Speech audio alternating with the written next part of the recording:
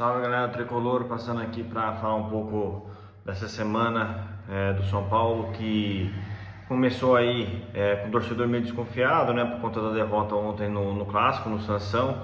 Mas galera, sinceramente, olha, eu até comentei com o Barbeiro durante a semana, que também é São Paulino.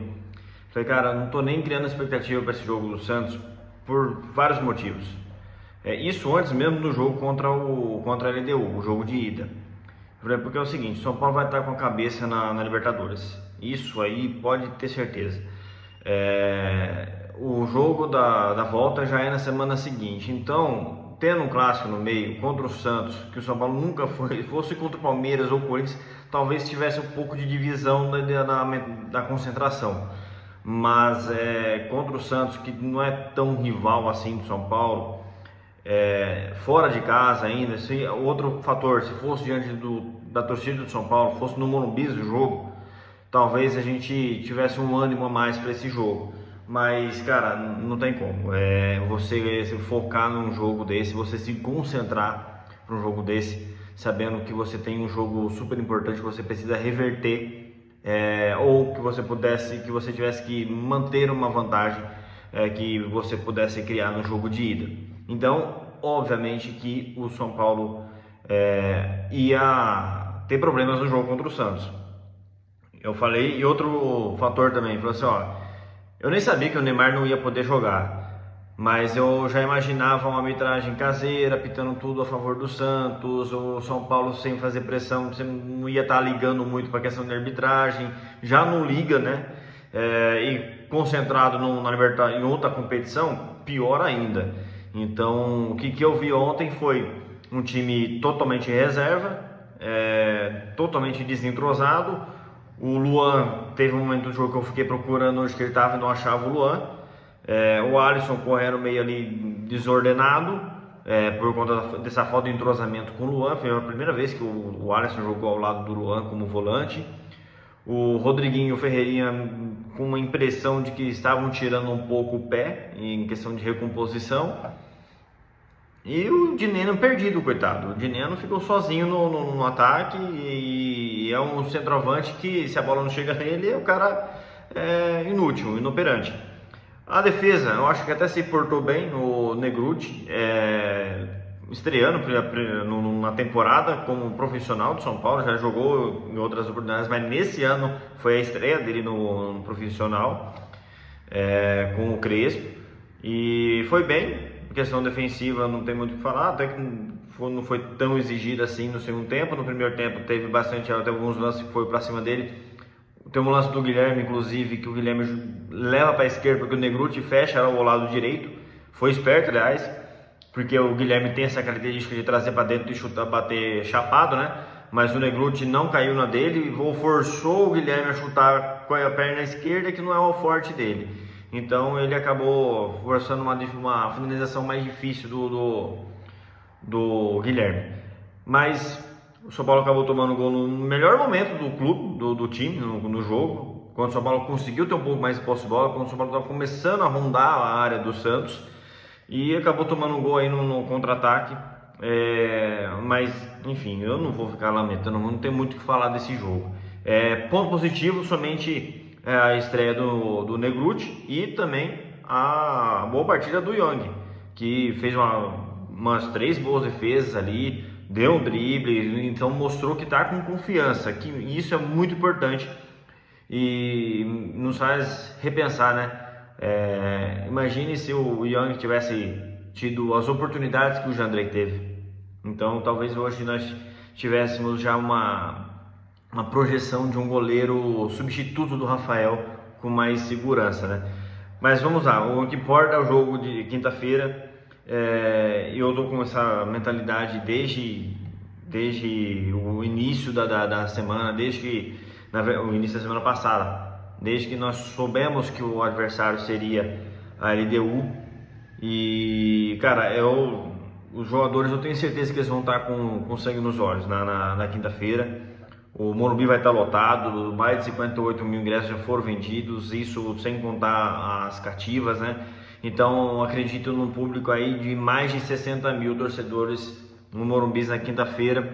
e não adianta ter isso se a galera não incentivar. Provavelmente vai ter aquela recepção, mas eu faria diferente. Uma coisa que eu ouvi um outro canal falando que faz sentido. Quando o São Paulo passou a fazer essas recepções que dá uma atmosfera totalmente positiva para o time, pro adversário e contra o adversário, mas o São Paulo o torcedor passou a cantar menos durante o jogo, talvez porque perca um pouco de fôlego na recepção, e a recepção às vezes demora bastante, porque o torcedor não canta só quando o ônibus está passando, o torcedor fica cantando ali na expectativa do ônibus chegar. Então eu já, por exemplo, várias vezes eu cheguei entrei no estádio e já estava sem voz, por conta ficar ali 1h30 esperando e o ônibus atrasou, e ali cantando na recepção, e acabei perdendo a voz. Eu que já não estou muito acostumado, eu não vou no setor da organizada, então não estou muito acostumado a ficar cantando por muito tempo, ainda mais a plenos pulmões, né? Mas eu faria diferente. Se a organizada pensasse aí fazer uma festa, ao invés de fazer uma recepção tão grande assim na chegada, fazer uma recepção na parte de dentro do gramado, do estádio, né? E tá ali incentivando a mais tempo, ter mais fôlego, guardar o fôlego para durante o jogo, que algumas vezes acaba faltando isso. O torcedor acaba meio que perdendo sem voz, o torcedor comum, a arquibancada já está mais acostumado. Então talvez fosse interessante fazer alguma coisa mais para dentro do estádio e durante o jogo, porque é quando o São Paulo mais precisa mesmo, né? O time já é limitado tecnicamente, o São Paulo está sem os seus principais jogadores, o time vai precisar muito da atmosfera do torcedor, vai precisar muito ser empurrado, e claro, eles vão ter que empurrar a gente também. O São Paulo vai ter que imprimir um ritmo muito forte, vai ter que ter uma mentalidade muito preparada, porque a arbitragem, eles sabem quem que é o Alex Herrera. Alex Herrera é o mesmo que apitou São Paulo e a LDU na Sul-Americana em 2023. O cara deixou o jogo picar, ou deixou a LDU fazer a cera que fosse, expulsou o jogador da LDU. É verdade, expulsou no final do primeiro tempo, se não me falha a memória. Mas, cara, isso não dá o direito ao árbitro também ser conivente com a cera e o anti-futebol que o LDU praticou naquela eliminatória. E então o Crespo ontem falou, o jogo muito mais mental do que tático. Tático, o São Paulo já está preparado, tem que estar com o mental em dia, e até porque tem grande chance de ir para os pênaltis. Então, se eu pudesse dar um conselho, assim, como torcedor, se eu pudesse dar um conselho, não, quem sou eu para dar conselho? Se eu pudesse fazer um pedido pros deuses do futebol, né, e pro São Paulo, como o São Paulo o mascote, o santo, para iluminar esse time, seria a resiliência, para esse time ser resiliente, porque não vai ser um jogo fácil, para esse time ter concentração total, concentração na hora da finalização, e cara, e não desistir, não deixar a guarda baixar. Fizer um gol no começo, continuar em cima, aproveitar o momento. Fizer 2 gols, continuar em cima, não tentar segurar o resultado. O São Paulo, nos últimos anos, é um time que tem pouco poder de fogo. É um time que pouco goleia os adversários, e muitas vezes tem oportunidades de golear os adversários, mas o São Paulo muitas vezes tira o pé. E não é tirar o pé, recuar, é tirar o pé de ser displicente, ao invés de finalizar quando chega dentro da área, ficar tocando pro companheiro, ou na hora de um pênalti, em vez de ser o principal batedor, coloca um lá para dar moral pro outro. Mata-mata. Você não pode querer dar moral pro outro, você tem que ganhar. Mata-mata, você tem que golear. Você tem que, se tiver a oportunidade de fazer gol, você tem que fazer, e não tem Você não pode ficar administrando resultado quando você está atrás do resultado ou quando você acabou de conquistar um resultado. No caso do São Paulo, vamos supor que o São Paulo faça 2-0 logo no primeiro tempo. Vai administrar para quê? Vai querer levar para os pênaltis? Ou faz 3-0? Você vai tirar o pé se o adversário está... Porque se o São Paulo fizer 3-0 até os 20 minutos do segundo tempo, por exemplo, é pouco provável, mas pode ser que o São Paulo consiga, porque o São Paulo dentro de casa tem jogando bem, tem criado bastante chances quando joga em casa. São Paulo chegar a fazer 3-0 com 20 minutos do segundo tempo, a LDU vai vir com tudo para cima. A LDU não vai desistir do jogo, então vai abrir espaço para o São Paulo, vai dar campo para o São Paulo, e já dá normalmente. É um time lento de transição, é um time cascudo, mas é um time que dá espaço. Joga com 3 zagueiros, mas é um time que tem muito espaço entre linhas, principalmente dos volantes para os zagueiros. Então o São Paulo tem que aproveitar essas chances se ocorrer. Não tem que administrar resultado nenhum. Deu chance, vai lá e faz o simples. Abriu espaço na área, mete a bola pro gol. E tem que matar o jogo. Tem que matar. Claro, isso diante das circunstâncias que ocorrer, né? Se houver essa oportunidade. Onde que o São Paulo pode encontrar qual o caminho que o São Paulo deve chegar? De acordo com o que a gente viu no primeiro jogo, no jogo da ida, a LDU, como eu disse há segundos atrás, a LDU é um time que dá muito espaço entre linhas. Os dois volantes deles não são tão fortes na marcação, eles não ficam tão próximos da linha de zaga.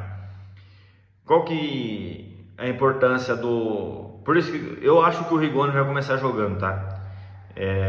Mais por característica de jogo do que mesmo por questão de merecimento ou de qualidade. Por quê? O Rigoni tem a questão da profundidade. Em alguns momentos do jogo lá em Quito, ele puxou o zagueiro para a linha de fundo, porque ele sempre dá aquela opção, né? Ele olha para o jogador do São Paulo que tem a bola e ele faz aquela progressão em direção à linha de fundo. Isso faz com que o zagueiro saia atrás dele e abra o espaço ali no miolo da grande área, que é onde o Luciano pode atuar. E não só o Luciano, o Marcos Antônio tem que chegar, o Rodriguinho tem que chegar. Se o Rigoni saiu na ponta, o ala, o Enzo Dias, ou se for pro lado direito, o Mailton ou o Cedric, não sei, o ala que estiver jogando tem que entrar ali também. Tem que gerar volume na grande área ou em volta da grande área, para não deixar os caras sair jogando, para pegar a segunda bola e já estar de frente pro gol. Então essa é a grande arma que o São Paulo pode ter, é o caminho que o São Paulo pode chegar, numa pressão em cima da LDU. E cara, não tem para que ter medo de tomar um contra-ataque no começo do jogo. Então tem que avançar o time, tem que ir para cima. A dúvida talvez maior do Crespo seja no sistema defensivo. Por quê? Ele tem 5 zagueiros. Agora são 5, né? Porque ganhou o Negruti. Tolói, Arboleda, Alan Franco, Ferrarese, Sabino e Negruti. Então são 6 zagueiros no total. O Arboleda é um jogador que não tem tanta qualidade na construção. O São Paulo vai precisar construir bastante. Por outro lado, o Arboleda ele é bom no X1 e bom no jogo aéreo. Então fica aquela dúvida. O Alan Franco é um jogador que tem boa qualidade no passe, é um jogador que tem um passe mais que quebra a linha, ou que dá um passe mais arriscado. O Sabino também tem a mesma característica do Alan Franco, só que o Sabino, eu acho que tem mais qualidade no cabeceio do que o Alan Franco. O Alan Franco, aliás, faz muito tempo que não acerta cabeceio, não faz um gol de cabeça. O Ferrarese é um jogador que progride mais com a bola no pé. Ele tem a mesma característica do Rafael Tolói, só que o Ferrarese ele tem um pouco mais de vigor físico, porém ele é um pouco mais estabanado. talvez seja a opção eu começar com o Ferrarese, com o Tolói, pela experiência, começar com ele. E eu acho que pelo Ferrarese ter sido poupado, vai jogar o Ferrarese. E também, se for ele ou o Tolói, qualquer um que jogar, que começar jogando, para mim tá legal. A dúvida maior é entre o Arboleda e o Sabino ou o próprio Tolói. Porque o Tolói pode jogar da direita ou na sobra, o Arboleda pode jogar na direita ou na sobra, o Alan Franco pode jogar na esquerda ou na sobra, o Ferrarese só na direita. Então eu ficaria com essa dúvida. Mas como a LDU tem atacante forte e não tão rápido, mas dois atacantes físicos, e vai gerar escanteio, eu começaria com o Arboleda. Mesmo o Arboleda fazendo cagada, mesmo o Arboleda às vezes sendo chamando falhas em jogos decisivos, como já critiquei muito ele, mas mesmo assim eu começaria com o Arboleda na sobra, ou o Arboleda na faixa direita, com o Sabino pela esquerda. O Sabino tem muita qualidade, cara, de construção. E ele ontem deu um passe maravilhoso não lembro se foi pro Ferreirinha ou se foi pro Dineno. Eu acho que foi pro Ferreirinha mesmo, que ele deu um belo de um passe nas costas do zagueiro do Santos, entre o zagueiro e o lateral do Santos. E é um passe que o Alan Franco não consegue dar, porque o Alan Franco ele joga o pé invertido. Então, dito isso, ou ele vai com o Alan Franco na sobra e o Sabino na esquerda e o Ferrarese ou o Tolói na direita, ou ele vai com o Alan Franco na esquerda e o Arboleda na sobra. Eu acho que ele vai com os 3 zagueiros que foram poupados ontem, que é Alan Franco, Arboleda e Ferrarese. Mas agora vamos para o meio de campo. O Pablo Maia tem sido o titular. Ele foi poupado ontem. É um indício que ele possa começar jogando? Sim. Eu começaria com ele ou com Bobadilla e Marcos Antônio. O Pablo Maia tem um chute de fora da área. O Bobadilla até que também tem. Só que eu acho que o Bobadilla entra mais na área do que o Pablo Maia. O Marcos Antônio, ele é um jogador que está em todo lugar no meio de campo. Só que é um jogador que não finaliza. O São Paulo vai precisar finalizar. Mas o Marcos Antônio é imprescindível para o time de São Paulo. Esse é titular absoluto. Aí a dúvida é entre Bobadilla e Marcos Antônio, porque o Rodriguinho tem que jogar. O Rodriguinho tem que ser o meia do São Paulo. Ele é o jogador que ajuda o Marcos Antônio nessa movimentação. É o jogador que ajuda o Marcos Antônio nessa mobilidade, em gerar jogo, em abrir marcação, em abrir espaço na defesa, e principalmente para ajudar o Luciano na armação, para fazer com que o Luciano pise mais na área e não precise voltar. Então, Rodriguinho e Marcos Antônio, esses aí não dá para mexer, principalmente jogando em casa, principalmente jogando um jogo que você precisa criar, que você precisa primeiro pensar em fazer gol e sem pensar na defesa. A defesa é ela que se vire. Até porque eu acredito que a LDU vai tentar fazer uma pressão meia boca. Eu achei que a LDU não vai se expor tanto assim, até porque já tem a vantagem, já é um time que não tem uma transição muito rápida, então acho que eles não vão se expor. E aí, dito isso, acredito que ele vá com Bobadilla, Marcos Antônio e Rodriguinho. Se for o Pablo Maia, vai ter que dar muita liberdade para o Pablo Maia atacar, chutar de fora da área. O Pablo Maia tem um chute muito bom, e também a questão da mobilidade que o Bobadilla tem. Então eu acho que mas a melhor opção, como eu disse, o que eu acho que vai ser Bobadilla, Marcos Antônio e Rodriguinho. Se for o Pablo Maia vai ter que aparecer bastante na área, até como ele apareceu contra o próprio Atlético Mineiro, que ele fez o gol lá na entrada da área. Isso vai ser muito importante. Então, galera, independentemente de quem vá começar jogando, vai ser o jogo assim que eu falar, hoje eu vou arriscar, hoje eu tô com confiança, hoje eu vou arriscar um chute que eu nunca arrisquei, abrir um espaço, não tem nenhuma opção de passe, não vou voltar a bola para trás, eu vou arriscar o chute daqui mesmo. Às vezes a bola desvia, o goleiro falha, o goleiro manda para escanteio, no escanteio a gente faz um gol, a bola bate na mão de alguém, é pênalti. Cara, quinta-feira é o jogo para todo jogador de São Paulo em campo fazer o algo a mais. Não fazer somente o trivial, não fazer somente o cruzamento, só o cruzamento perfeito, não fazer somente o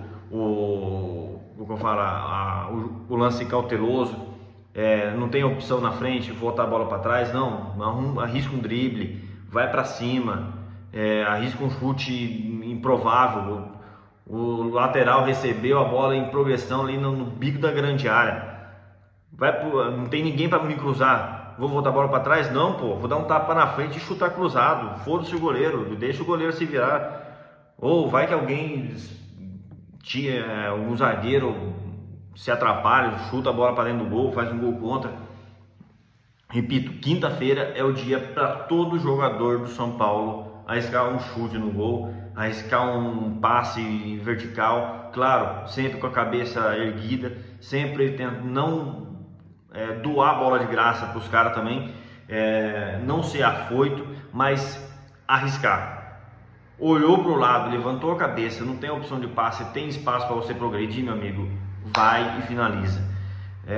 O zagueiro tá olhando para você, não tem ninguém em volta, cara, ginga, vai para cima dele, cava uma falta, cava um pênalti. Então, quinta-feira é o jogo para fazer algo a mais. Não dá para passar quinta-feira se não fizer o algo especial, se não tiver, se não sair do script. Quinta-feira é o dia para todo jogador de São Paulo, inclusive os zagueiros, inclusive o Rafael, não só dar chutão, chama um cara ali perto, ali já começa a construção no pé do Sabino, no pé do Alan Franco, no pé do Arboleda, do Ferrarese, Cedric, se for jogar quinta-feira, cara, usa a experiência que tem da Europa, encontra o melhor passe. O Arboleda, cara, vai para a área lá, vai com o olho aberto, cabeceia firme. Alan Franco faz aquela casquinha que sempre fazia na primeira trave. O Ailton que vai jogar, cruzamento fechado, cruzamento rápido, pô, antecipa o zagueiro, já dá aquela desviada, tira do goleiro. Então, quinta-feira é um dia especial, é um dia para o torcedor São Paulino sair orgulhoso, para os jogadores saírem orgulhosos e vitoriosos. Eu estou confiante. O Crespo ontem falou uma coisa, 3 vezes seguida ele falou, nós vamos passar, nós vamos passar. E não é para dar confiança para o torcedor, é para dar confiança para os próprios jogadores. Eu imagino que por ele ter falado que é um jogo muito mais mental do que tático, ele está preparando esse time mentalmente para esse jogo. E, cara, é o jogo. Se o São Paulo conseguiu, na altitude, criar as oportunidades de gol que criou, se o São Paulo, nos últimos jogos do Morumbi, criou para golear o Botafogo e não goleou porque falhou nas finalizações, criou para golear o Atlético Mineiro e não goleou porque falhou nas finalizações, amanhã é o dia de todo mundo, como eu falo aqui, lavar a égua. Não é a alma não, é lavar a égua mesmo, é tirar a barriga da miséria e fazer o máximo e pegar e ir para cima, criar as chances vão aparecer. Mesmo o juiz travando o jogo, não entrar na onda do juiz, focar na partida. Eu acho que esse é o principal ponto do Crespo com os jogadores na quinta-feira. Esqueçam o juiz, porque o que a LDU vai querer colocar o São Paulo tirar os jogadores da mentalidade de procurar o gol. A LDU vai tentar tirar o São Paulo do jogo. e o árbitro é conivente. Todo árbitro sul-americano é conivente com cera. Então, não adianta ficar reclamando com o juiz. O juiz parou, foca, olha o companheiro. O juiz marcou falta para o adversário, pega a bola, já coloca na frente do adversário e já aperta o juiz também. Os caras estão parando aqui, vai ter que dar acréscimo. Então, é esse jogo mental. É o foco, não deixar o juiz também dominar o jogo, mas também não perder a cabeça por conta de qualquer decisão dele. E estando em cima da LDU o tempo todo, as chances vão ocorrer, as chances vão aparecer e vai ter que estar concentrado para fazer o placar. E eu tenho fé, porque o São Paulo, o clube da fé, é o clube onde a moeda caiu de pé. E se tem torcedor que está com medo de classificar e pegar o Palmeiras, que está vivendo um grande momento, que tem um grande time, está com medo de ser eliminado pelo Palmeiras, você não merece ser torcedor de São Paulo. O torcedor que tem medo da derrota não merece a glória. É isso aí.